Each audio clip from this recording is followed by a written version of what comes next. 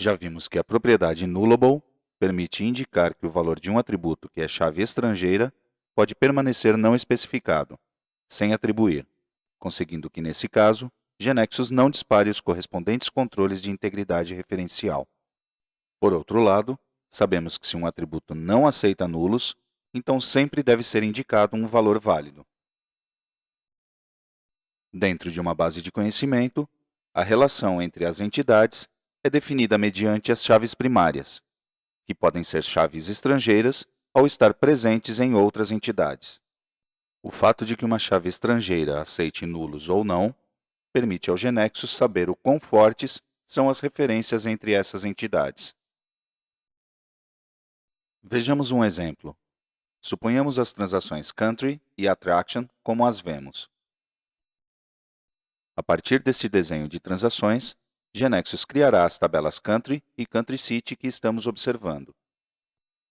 Sabemos que, no caso da transação attraction, o par formado pelos atributos country ID e city ID formam uma chave estrangeira composta, enquanto para a estrutura da tabela attraction, associada à transação attraction, é a que estamos observando, e GNexus criará também automaticamente os seguintes índices: o índice primário, por attraction ID, e o índice estrangeiro, pelo par de atributos country ID, city ID.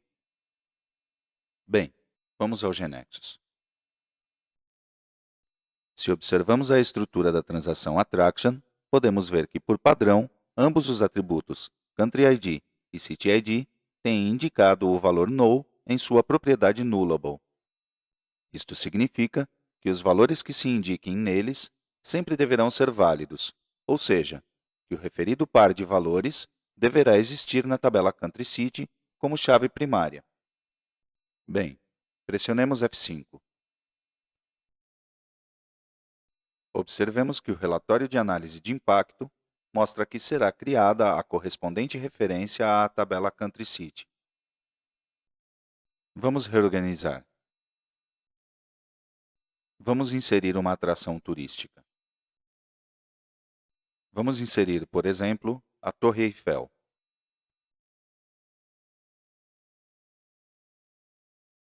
Selecionamos o país França,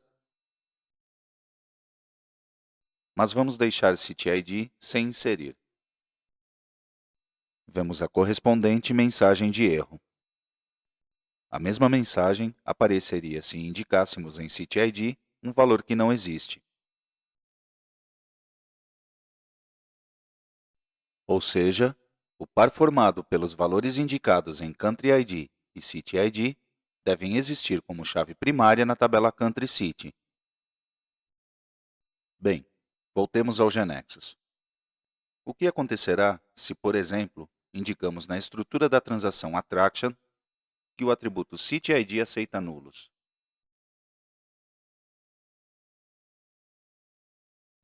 Quando uma chave estrangeira é composta por mais de um atributo e o valor nulo é permitido em qualquer uma de suas partes, então devem ser definidas novas referências, se o resto dos atributos são também uma chave estrangeira, como acontece neste caso, já que Country ID também é uma chave estrangeira. Portanto, se na transação attraction indicamos que o atributo City ID aceita nulos, implicará que GNexus não realizará os controles correspondentes de integridade referencial sobre a tabela Country City, quando o valor deste atributo não for indicado. GNexus criará, então, uma referência à tabela Country, para evitar que seja indicado um valor de Country ID que não exista nesta tabela como chave primária, quando o valor de City ID fique sem inserir. Voltemos ao GNexus e verifiquemos este comportamento em execução. Pressionemos F5. Se observamos o relatório de análise de impacto, vemos que GNexus adicionou uma nova referência sobre a tabela Country. Reorganizamos.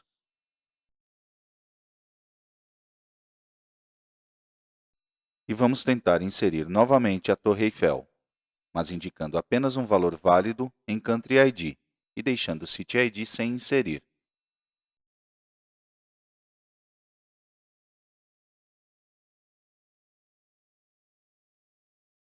Selecionamos França, mas não indicamos um valor para CityID e confirmamos. GeneXus apenas controlou que o valor de Country ID fosse válido, ou seja, que existia como chave primária na tabela Country. Vamos ver agora o que acontecerá se indicamos um valor em CityID, mas um valor que não seja válido.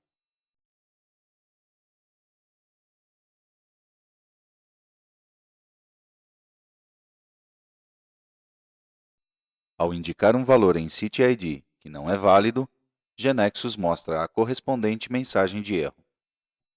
Isto porque, ao inserir um valor de CityID, GeneXus sim realiza os controles correspondentes sobre a tabela Country City e, portanto, o par indicado em Country ID e CityID deve existir como chave primária nesta tabela.